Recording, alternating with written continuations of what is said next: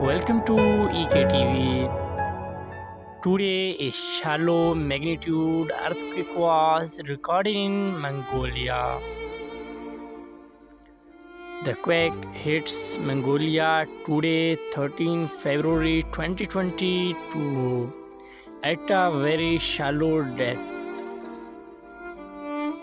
US Geological Survey is the first agency to report this quake with magnitude 4.2, and German Research Center for Geosciences is the second agency to report this quake with the same magnitude. The exact magnitude, epicenter, and depth might be revised in next few hours or minutes.